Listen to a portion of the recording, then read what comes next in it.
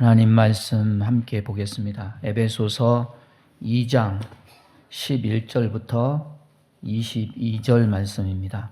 제가 한 절 읽고 찬양대 한 절 읽고 오늘 회중이 함께 읽겠습니다. 그러므로 생각하라. 너희는 그때에 육체로는 이방인이요 손으로 육체에 행한 할례를 받은 무리라 칭하는 자들로부터 할례를 받지 않은 무리라 칭함을 받는 자들이라. 그때 너희는 그리스도 밖에 있었고 이스라엘 나라 밖의 사람이라.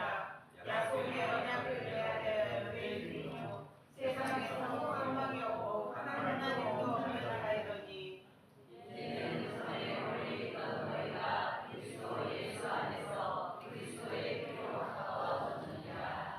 그는 우리의 화평이신지라.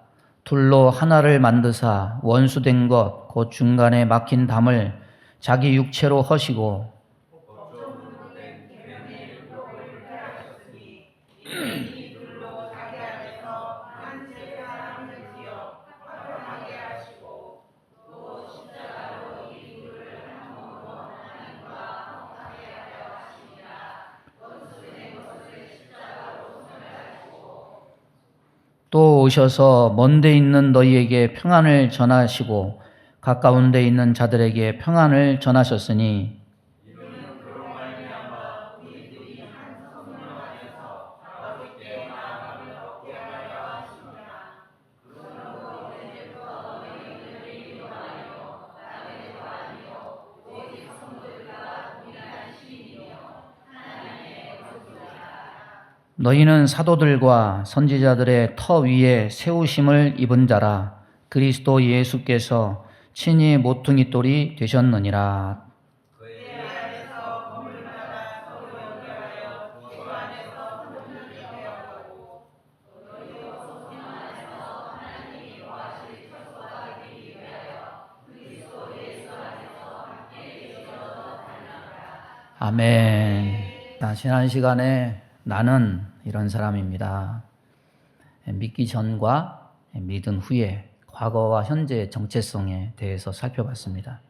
믿기 전에 나, 허물과 죄로 죽었던 나, 믿은 후에 나, 하나님이 만드신 나, 허물과 죄로 죽었던 나하고 예수 믿은 후 하나님이 만드신 나의 차이점은 뭐냐? 인격이 고매해지고 착해지고 이렇게 표현할 수도 있겠지만은 예수 믿기 전과 예수 믿은 후에 나의 가장 근본적인 차이점은 뭐냐면 과거는 욕망 중심의 나고 예수 믿은 이후의 나는 욕망 처리가 가능해진 나라는 사실입니다.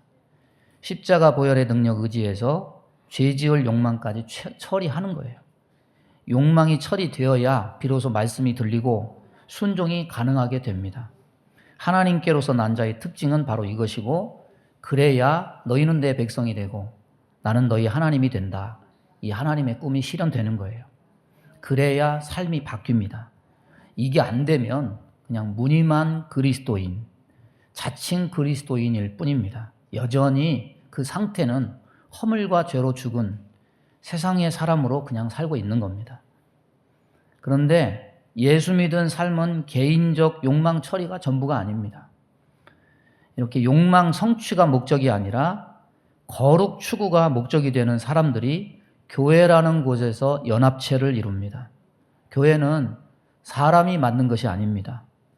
교회의 정체성은 거룩한 것인데 욕망 처리가 가능한 사람들이 모여서 주님이 인정하시는 거룩한 한 몸을 이루는 것은 아버지와 아들의 뜻입니다. 오늘 42주년 감사 예배를 드립니다. 42년 동안 큰 굴곡 없이 평탄하게 유지되고 여기까지 올 수 있었던 것은 이 목적을 온전히 놓치지 않고 이루기 위해서 힘쓰고 애썼기 때문이라고 할 수 있습니다. 욕망 중심의 세상을 따라서 사는 것이 아니라 하나님 말씀대로 살아내려고 몸부림쳤기 때문에 오늘에 이를 수가 있었을 겁니다. 저는 이 개인과 공동체 모두를 향해서 하시는 에베소서 2장의 말씀을 딱 두 가지 단어로 압축해서 표현하고 싶어요.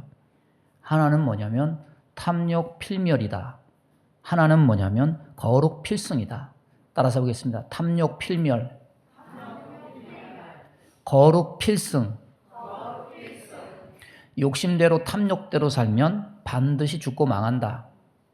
거룩을 지키며 사는 자는 반드시 이기고 승리하게 된다. 이게 성경의 말씀입니다. 여러분, 하나님이 저와 여러분을 창조하신 것은 욕망을 이루라고 창조하신 것이 아닙니다. 하나님의 영광을 위해서 창조한 겁니다. 새 언약을 통해서 우리를 하나님 자녀 삼으신 이유도 또한 다르지 않습니다. 하나님은 우리를 향해서 계획과 목적을 가지고 계십니다. 우리 욕망을 실현시키기 위한 도구가 하나님의 역할이 아닙니다. 허물과 죄로 죽었던 나를 하나님이 만드신 나로 새롭게 태어나게 하신 것은 그리스도 예수 안에서 하나님의 선한 일, 선한 목적을 위함입니다. 개인에게도 하나님의 목적이 있고 개인들이 모인 교회에도 목적이 있습니다. 그래서 오늘 본문 11절은 이렇게 시작합니다. 그러므로 생각하라. 무엇을 생각해야 될 것인가? 허물과 죄로 죽었던 내가 가졌던 인생의 목적과 방향성을 생각하라. 세상을 쫓고 사단을 쫓고 자기 욕망을 쫓는 삶이었습니다. 그러나 하나님이 만드신 내가 갖는 인생의 목적과 방향성은 세상도 아니고 사단도 아니고 자기 욕망도 아닙니다. 이런 것에서 돌이켜서 하나님이 우리를 위해서 품으신 새로운 목적인 선한 일이 무엇인지 생각하라는 겁니다. 진정한 믿음을 갖게 된 자의 삶에는 역사가 있어요. 이야기가 있어요. 간증이 있습니다. 하나님이 만드신 내가 된 이후 허물과 죄로 죽었던 과거 나의 목적과 방향성에서 돌이켜서 하나님이 우리에게 부여하신 새로운 목적과 방향성을 향해서 180도 선회하는 분명한 돌이킴의 흔적이 있습니다. 마치 이스라엘이 출애굽할 때 애굽을 등지고 홍해를 건너서 가나안 땅을 향해서 목적이 생겼듯이 우리는 목적과 방향성이 달라진 백성입니다. 모든 물건이 쓰임새와 목적을 가지듯이 인간 역시 하나님 앞에 그 쓰임새와 목적이 있는 겁니다. 하나님의 첫 창조가 계획적인 창조였듯이 거듭남을 통한 하나님의 인간 영혼의 재창조 역시 목적이 있는 창조입니다. 개인으로는 욕망을 버리고 거룩을 회복하는 것에 있고 공동체와 교회를 향해서도 하나님의 선한 목적이 분명히 있습니다. 창립 42주년을 지나가는 우리 모두 이것을 생각하면서 주의 뜻이 이루어지는 거룩한 교회가 될 수 있기를 바랍니다. 오늘 본문을 자세히 보면 이방인을 가리키는 용어가 있고 유대인을 가리키는 용어가 있습니다. 13절에 보면 전에 멀리 있던 너희, 이것은 이방인이었던 에베소 교회 성도들을 가리킵니다. 15절 중반과 16절 초반에 이 둘 이렇게 얘기하는데 이것은 이방인과 유대인 모두를 가리킵니다. 17절에 먼데 있는 너희는 이방인이었던 에베소 교회 성도들을 가리키고 후반절에 가까운 데 있는 자들은 이것은 유대인을 가리킵니다. 18절에 우리 둘은 이방인과 유대인 모두를 가리킵니다. 그런데 이 두 대상의 관계에 변화가 생기는 것을 말씀합니다.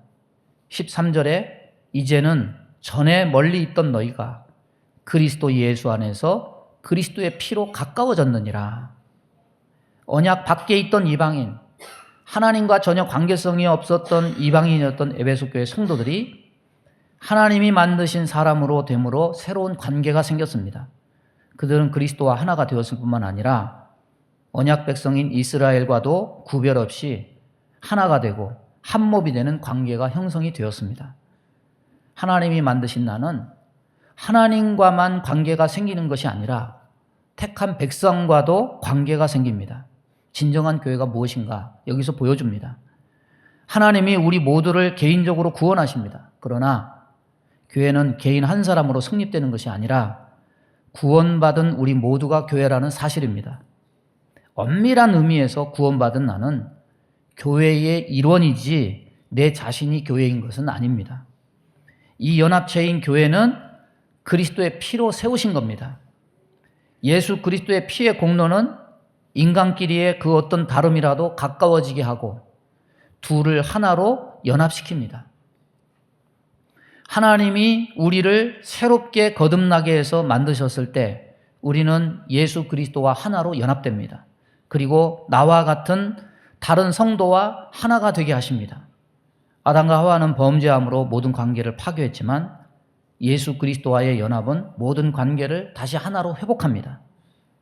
내가 예수 믿는다는 것은 예수님과 하나로 연합됨이고 운명 공동체가 되는 겁니다. 여기서 잘 쓰이는 말이 주와 함께라는 말이고 주 안에서라는 말입니다. 그러나 주님과 연합만 있는 것이 아니라 형제 자매된 성도 역시 이제는 다른 몸이 아니라 운명 공동체가 되는 겁니다. 따라서 예수 믿으면 나 혼자가 아닙니다. 하나님께서 택하신 자기 백성과 뗄 수 없는 관계, 운명 공동체가 될 수밖에 없는 겁니다. 14절 15절 보면 그는 우리의 화평이신지라 둘로 하나를 만드사 원수된 것 곧 중간에 막힌 담을 자기 육체로 허시고 법조문으로 된 계명의 율법을 폐하셨으니 이는 이 둘로 자기 안에서 한 세 사람을 지어 화평하게 하셨느니라. 그리스도는 화평의 왕이십니다. 그 화평의 왕인 그리스도께서 하신 일이 무엇인가? 이스라엘과 이방인 사이에 있던 막힌 담을 허무셨습니다. 할례자 무할례자가 사라졌어요. 율법을 맡은 자와 율법을 맡지 않은 자의 갈등이 사라졌어요. 택한 자와 택함받지 못한 자 사이의 높은 벽을 허물어 내리셨습니다. 그 결과는 무엇이냐? 이 둘로 자기 안에서 한 세 사람을 지어 화평하게 하셨다. 따라서 보겠습니다. 한 세 사람을 지었다. 이제는 둘이 아니라 하나가 됐다는 거예요. 더 이상 이스라엘과 이방인으로 존재하는 것이 아니라 그리스도 안에 연합된 한 세 사람이 되었다는 겁니다. 그래서 교회는 성도의 연합체임을 의미하는 겁니다. 부자와 가난한 자, 남자, 여자, 상정과 하인, 배운 자, 못 배운 자, 귀한 자, 천한 자 구분 없이 교회는 연합체로서 하나입니다. 한 세 사람입니다. 여러분, 사람이 다 다르기 때문에 갈등과 반목이 있을 수 있습니다. 서로 다른 모양, 성격, 환경 가운데 성장하고 생활하는데 다 똑같다면 이건 말이 안 되는 거죠. 모든 사람에게는 틀림도 존재하고 다름도 존재해요. 눈, 코, 귀, 입, 손발이 다르듯이 우리는 다 달라요. 그러나 갈등과 반목과 다툼으로 나누어지고 영영 돌아서는 것이 아니라 다시 화합하고 우애하는 것이 한 세 사람의 모습입니다. 왜냐하면 화평의 왕이신 그리스도와 하나가 되고 연합되는 것은 모든 관계를 정상화시키기 때문입니다. 그리스도의 피가 우리를 다 가깝게 합니다. 따라서 예수 믿어서 관계가 생기는 것은 하나님과만 관계가 생기는 것이 아니라 하나님 안에서 형제 자매와의 관계가 생기게 됨을 간과해서는 안 된다는 겁니다. 로마서 8장 29절은 이렇게 전합니다. 하나님이 미리 아신 자들을 또한 그 아들의 형상을 본받게 하기 위하여 미리 정하셨으니 이는 그로 많은 형제 중에서 맏아들이 되게 하려 하심이니라. 우리가 하나님 아버지의 맏아들 되신 예수 그리스도를 통해서 하나님 아버지의 양자로 입적되었다면 하나님 아버지 안에 다른 형제들과도 새로운 관계가 형성되는 것은 당연한 겁니다. 교회는 무엇이냐? 양자들의 연합체다. 하나님이 만드신 현재 우리는 이스라엘과 연합돼서 한 세 사람, 한 몸 된 우리임을 통해서 교회라는 것은 나 혼자만 존재하는 것이 아니라 연합체라는 것을 성경은 우리에게 분명히 가르쳐 줍니다. 그러면 성도의 연합이 하나님이 목적하시는 선한 일과 무슨 상관이 있습니까? 오늘 20절에 이렇게 말합니다. 너희는 사도들과 선지자들의 터 위에 세우심을 입은 자라. 그리스도 예수께서 친히 모퉁이 돌이 되셨느니라. 터가 뭡니까? 뭘 세우기 위해서 확보하는 공간이죠. 이번에 폭우가 많이 내렸죠. 지방에 어떤 분이 사위하고 딸하고 살려고 가서 터를 다 다져놓고 콘크리트로 다 이렇게 다져놨는데 그냥 산사태가 밀려와가지고 그냥 돌아가셨어요. 참 안타까운 일들이 요즘 비를 통해서 많이 우리가 보게 됩니다. 여러분, 우리 성일교회는 무슨 터일까요? 여기는 산의 터죠. 와우산이 무슨 뜻입니까? 와우가 소가 누워있다는 형상이죠. 근데 이 산터는요, 여기 교회 이 터, 여기 뭐 금호아파트 터, 이 전부 다 화강암 만반이에요. 서울 시내 산들을 보면은 뭐 안산에도 화강암이 보이고, 저 인왕산은 화강암이 굉장히 크죠. 우리 여기 있는 것은 눈으로는 안 보이지만은 밑에는 암반이 받치고 있다고 그래요. 삼성아파트 입구 옆에 보면은 시멘트로 이렇게 발라진 높은 병이 있어서, 야, 저거 균열이 가면 어떡하나 이렇게 싶지만은 그 안에 뭐가 버티고 있냐면 암반이 버티고 있어요. 여러분, 우리 교회는 반석 위에 세워졌어요. 그런데 너희는 사도와 선지자들의 터 위에 세우심을 입은 자라는 것은 무슨 의미입니까? 사도들과 선지자들은 무엇인가 세우려고 전했습니다. 이게 터를 닦은 거예요. 그 터는 구약과 다른 새로운 성전 터입니다. 물리적인 성전을 짓고 세우는 것은 구약에서 다 해봤어요. 성막도 만들어 봤고 성전도 세워봤습니다. 그런데 사람들이 외형의 성막과 성전에 하나님을 가두어 두고 섬기려고 했습니다. 성전에 와서 하나님 관람하고 가고, 여전히 욕망을 처리하지 못하고 세상을 쫓고 사탄을 쫓고 자기 육체와 마음이 원하는 대로 행했습니다. 결국 이스라엘 백성은 하나님의 진노를 촉발해서 땅도 나라도 백성도 성전도 다 파괴되고 쫓겨났습니다.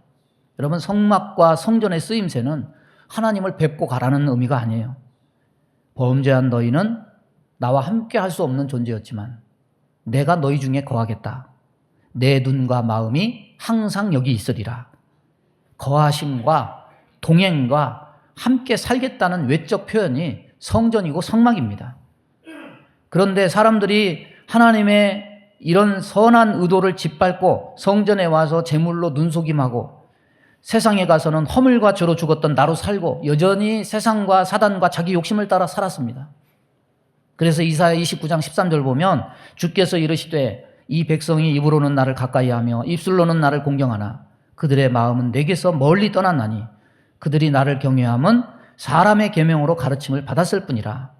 하나님은 인간의 이런 이중적인 모습으로 하나님을 섬기는 것을 한탄하시면서 새로운 성전을 세우실 것을 계획하셨습니다. 여러분, 하나님이 구약에서 성전 짓기 전에 성전터를 예비하셨죠. 아브라함이 이삭을 드린 산이 모리아산입니다.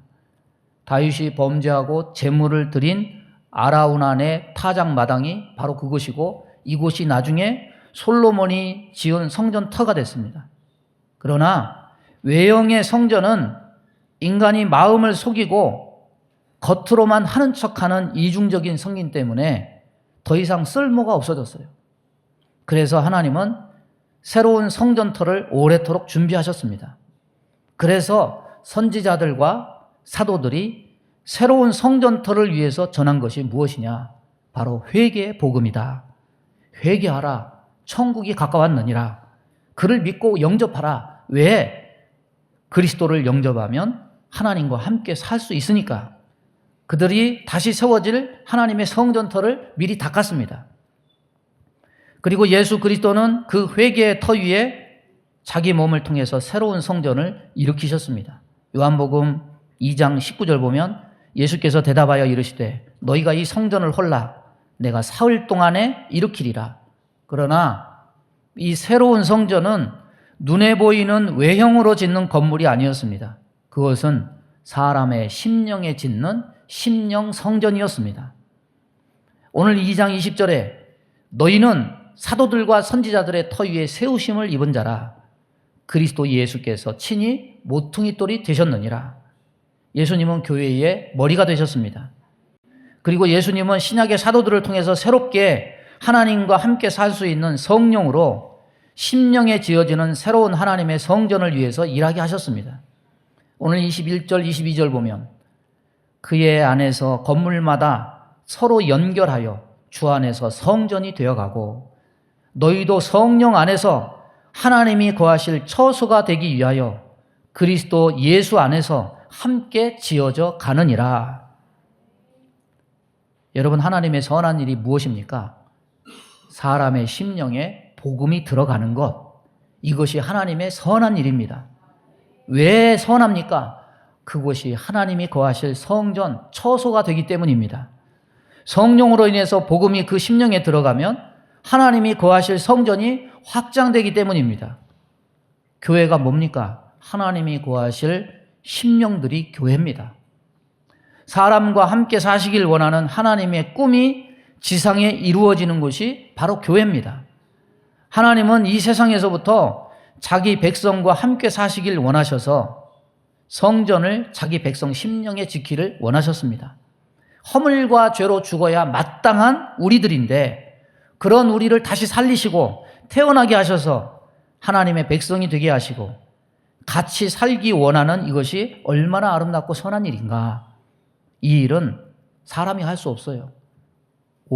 오직 유일하게 하나님만이 하실 수 있는 하나님의 선한 일입니다. 사람이 사람에게 생각하는 선한 일이 뭡니까?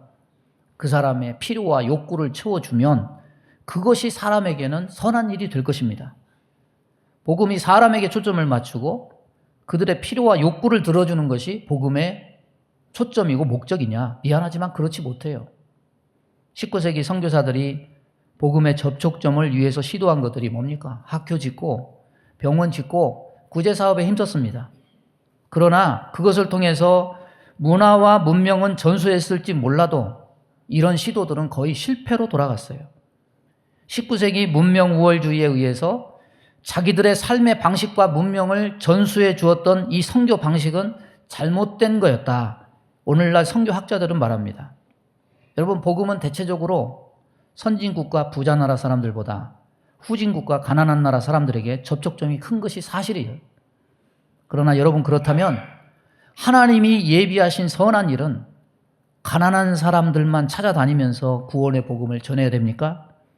부자가 천국에 가는 것이 낙타가 바늘기로 들어가는 것보다 더 어렵다고 예수님이 말씀하셨으니까 부자는 복음 받아들이기 어려우니까 전도 선교는 전략적으로 가난한 나라를 더 집중적으로 공략해서 복음을 전해야 되는 겁니까? 옛날에 서강대교 넘어오면 북한산이 마치 서울의 병풍처럼 쫙 보였죠. 2010년 어간에 마포의 아파트가 병풍처럼 쳐지기 시작하면서 그 좋은 풍경이 다 가려졌어요. 아파트가 많아진다는 것은 생활 수준이 높아진다는 말이고 집값이 올라간다는 말이고 인구 전환이 이루어진다는 말이죠.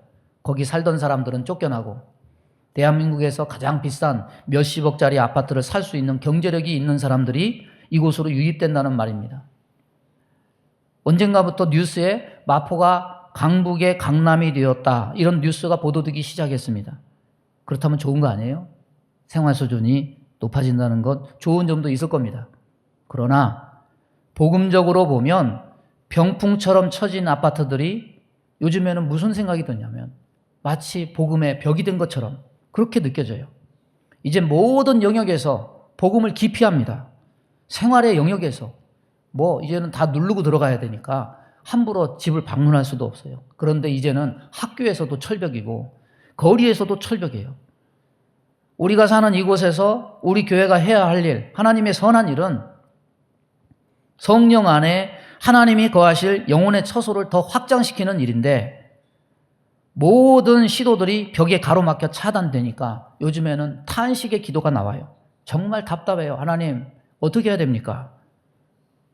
그런데 여러분, 이곳이 복음의 병풍처럼 벽이 됐다고 해서 이곳은 이제 하나님의 선한 일을 할 수 없어, 이렇게 하고 가난하고 헐벗은 곳으로 지역을 바꿔 옮겨야 돼요? 가난한 사람들은 복음 전하기 쉽고 부자들은 복음 전하기 어렵고 사람들은 이런 이원론적인 생각을 어떻게 보면 현실에서 가지고 있습니다. 저는 그렇게 생각하지 않아요. 여러분, 가난한 사람에게 복음 전하기 쉽다고 생각하면 예수님 당시 예수님 따라다니던 그 갈릴리 가난한 군중들 2만 명은 여러분 어떻게 해석해야 됩니까? 그들은 왜 끝까지 예수님 따르지 않았습니까? 가난한 이들에게 떡 먹여주고 병 고쳐주고 자기 목적 다 이루니까 그 사람들이 다 토사구팽, 뒤도 안 돌아보고 예수님 다 떠났어요.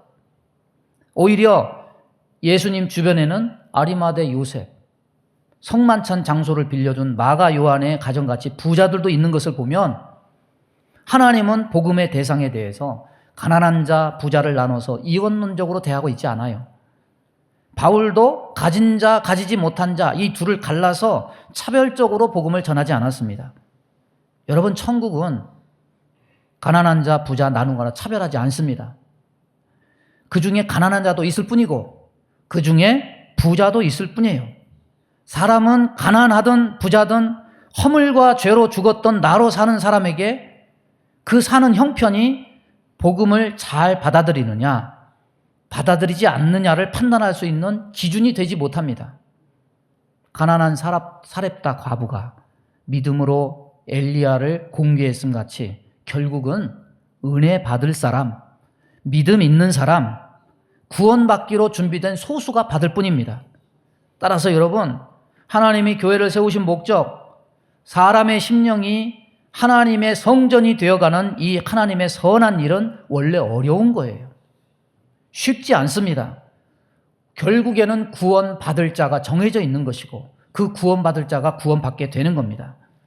이 세상에 있는 모든 사람을 그물을 던져 고기를 잡듯이 사람을 그렇게 구원하면 좋겠지만은 믿음 있는 자는 희소할 뿐이고 하나님은 바알에게 무릎 꿇지 아니한 7,000명, 남은 자, 그루터기를 하나님은 찾으실 뿐이라는 거예요. 어떤 사람들은 복음을 좀 더 효율적으로 전하려면 세상을 변화시켜야 된다. 이런 측면에서 사회 복음주의를 외치면서 세상을 변화시킨다는 목적하에 교회가 사회에 어떤 역할을 해야 된다 생각해서 사회 참여를 하려고 합니다. 정치도 하고 경제도 하고 다양한 시도를 해요. 물론 복음을 받아들인 자들이 세상에서 빛과 소금이 되라고 하시는 하나님의 말씀이 있기 때문에 그 말씀을 기초로 그렇게 하는 것도 하겠지만은 그것이 하나님의 본질적인 관심사는 아닙니다. 하나님의 관심은 거기에 있지 않아요. 하나님의 관심은 세상 개조가 아닙니다. 세상이 변화되는 것이 아니에요. 세상 모든 사람이 다 변화될 수 없습니다. 큰 성 바벨론인 세상과 거룩한 성 새 예루살렘 성이 되지도 않을 뿐더러 될 수도 없어요. 성경이 분명히 차별을 두는 것은 세상과 교회입니다. 이것은 나누어져요. 왜냐? 세상과 교회는 목적도 다르고 방향성도 다르기 때문입니다. 사람의 욕망과 하나님의 선한 일이 절대로 합하여질 수 없기 때문입니다. 하나님의 관심은 세상에 있지 않아요. 택한 자기 백성의 심령이 하나님이 거하실 처소가 되는 것이 하나님의 선한 일입니다. 한 영혼이 구원을 받아서 그 사람이 정말 하나님이 거하실 처소인 성전이 되는 것, 이것이 진정한 부흥이고 하나님 앞에 진정한 선한 일입니다. 그렇게 되면 하나님은 그 백성 중에 거하여 함께 사실 수 있기 때문입니다. 11절에 그러므로 생각하라. 허물과 죄로 죽었던 내가 살아난 것이 과거에 베푸신 하나님의 은혜라면 이제 해야 될 일은 무엇이냐? 내 자신이 하나님이 거하실 처소인 성전이 되어야 되고 이 성전은 사도들과 선지자들의 터 위에 계속해서 한 벽돌 한 벽돌 한 영혼 한 영혼 올리워져서 완성되어져 가야 됩니다. 예수님이 오신 것은 하나님과 살 수 있는, 함께 살 수 있는 올바른 성전을 주시기 위해서 오셨습니다. 모퉁이 돌 대신 예수 그리스도를 중심으로 내가 바른 한 벽돌을 하고 다른 사람이 바른 한 벽돌 해서 하나님을 모실 수 있는 성전으로 지어져 가는 이것이 하나님이 지상에 세우신 교회를 통해서 바라시는 선한 일입니다. 전도하는 것 힘들다. 우리 주변 모두가 복음의 벽이 높이 둘러졌다. 이렇게 해도 하나님의 꿈은 무너지지 않습니다. 여기에 더해질 또 다른 한 벽돌 또한 하나님이 분명히 예비하고 계실 겁니다. 시골에 있는 성도나 도시에 있는 우리는 다 하나님 앞에 하나의 성전으로 지어져 갑니다. 세계 모든 민족 개개인들이 다 한 벽돌입니다.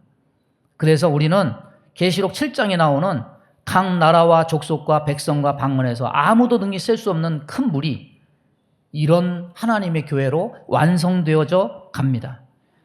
하나님은 이 일을 위해서 내 심령을 성전 삼으시는 선한 일을 하셨습니다. 성령께서 오늘날 교회를 통해서 하시는 일도 바로 하나님이 거하실 심령 성전터를 넓히기 위한 이 일을 하시는 겁니다. 말씀을 정리합니다. 하나님이 범죄한 인간을 구원하실 선한 생각을 품으셨습니다. 그래서 함께 하시기 위해서 성전을 주셨는데 여전히 세상을 쫓고 사단을 쫓고 자기 욕심을 쫓는 이중성 때문에 더러워서 함께 거할 수가 없게 되었습니다. 그래서 예수 그리스도의 피를 통한 새로운 성전을 예비하셨습니다. 이 터 위에 세워진 구원받은 백성은 모두 각각 하나의 벽돌로서 연합된 존재입니다. 버림받아야 할 존재를 살리실 뿐만 아니라 함께 심령에 거하여 사시겠다는 이것이 하나님의 선한 일입니다. 이것은 나 하나의 구원으로 끝난 것이 아니에요. 모퉁이 돌을 중심으로 계속해서 연합되는 것, 이것이 선한 일입니다. 성도들이 교회를 통해서 성찬의 떡을 떼면서 하나님 섬김으로 하나 되는 것, 이거 선한 일입니다. 그리고 계속해서 지어져 가야 됩니다. 하나님과 함께 살아야 될 백성이 아직 세상에는 많습니다. 이 선한 일을 위해 존재하는 것이 바로 교회입니다. 여러분, 내 심령에 그리스도께서 사시지 않는다면 내가 교회일 수 없어요. 내가 거룩한 벽돌로 교회를 함께 섬기고 있지 않다면 또 내가 교회일 수 없어요. 내가 또 다른 사람에게 복음을 전하지 않으면 이것은 하나님의 선한 일을 행하지 않는 것이 됩니다. 우리 모두가 거룩한 주님의 한몸된 교회가 되고 우리 성일교회가 하나님의 선한 일을 하는 이 거룩한 목적을 온전히 행하는 교회가 되기를 주님의 이름으로 축원합니다. 우리 주여 한번 부르고 합심하여 기도합니다. 주여 하나님 아버지, 오늘도 주의 말씀을 우리들에게 허락하심을 감사합니다. 선한 일을 위하여 예비된 저희들 하나님의 거룩한 복음을 위해서 하나 되는 교회가 되게 해 주옵소서. 또한 성전으로 지어져 가기 위해서 많은 세상 사람들에게 하나님 우리 교회가 행할 일을 온전히 행함으로 복음 전파하고 전도하고 선교해서 하나님의 교회가 더 확장되고 능력 있는 교회가 될 수 있도록 하나님 역사해 주옵소서. 우리를 써주시고 아버지, 우리가 잠잠히 있지 아니하고 이 일을 감당함으로 하나님 앞에 영광 돌리는 복된 교회 될 수 있도록 인도해 주옵소서. 예수님의 이름으로 기도하옵나이다. 아멘. 믿음의 손을 가슴에 얹습니다. 몸이 아픈 곳에 손을 얹습니다. 하나님, 성일교회를 통해서 하나님의 선한 일을 이루게 하심을 감사합니다. 거룩한 백성을 불러주셔서 감사하고 거룩한 백성들이 모여서 떡을 떼며 하나 되며 하나님을 섬기게 해주셔서 감사하고 전도와 선교에 열심을 품고 기도하며 순종하며 애쓰게 해주셔서 감사합니다. 지금까지 그래왔지만 앞으로도 계속해서 주님 오실 때까지 이런 우리의 선한 일이 끊어지지 않도록 우리 교회를 복내려 주시고 더욱 힘과 능력을 더하여 주옵소서. 우리 마음 가운데 원망, 불평, 시기, 질투, 미움, 다툼, 이간질하며 불순종, 불신앙케 하며 불안, 초조, 염려, 근심, 두려움을 주는 모든 어둠은 다 떠나갈지어다. 주여, 이 선한 일이 끊어지지 않게 하옵시고 주님의 몸된 교회에서 내 개인이 살고 또 우리의 이웃들이 살고 많은 하나님의 택한 백성들이 이곳에 모여서 하나를 이루며 하나님의 영광을 나타내는 복된 제단이 될 수 있도록 은혜 내려 주옵소서. 우리 마음 가운데 원망, 불평, 시기, 질투, 미움, 다툼, 이간질하며 불순종, 불신앙케 하며 불안, 조조, 염려, 근심, 두려움을 주는 모든 어둠은 다 떠나갈지어다. 주님, 욕망을 제거시켜 주옵시고 하나님의 선한 일에 주목하고 이 일에 부름받아서 헌신할 수 있는 주의 백성들에게 은혜 내려 주옵소서. 몸이 연약한 곳에 손을 얹고 기도합니다. 손을 얹은 곳마다 보혈로 씻어 주옵소서. 성령의 불로 태워 주옵소서. 예수 이름으로 명하노니 모든 병만은 다 떠나갈지어다. 영과 육을 치료해 주옵소서. 하나님의 선한 도구로 쓰여지는 자들이 되게 하여 주옵소서. 욕망을 이루는 도구가 아니라 하나님의 영광을 위한 도구가 될 수 있도록 은혜 허락하여 주옵소서. 예수님의 이름으로 축복하며 기도하옵나이다. 아멘.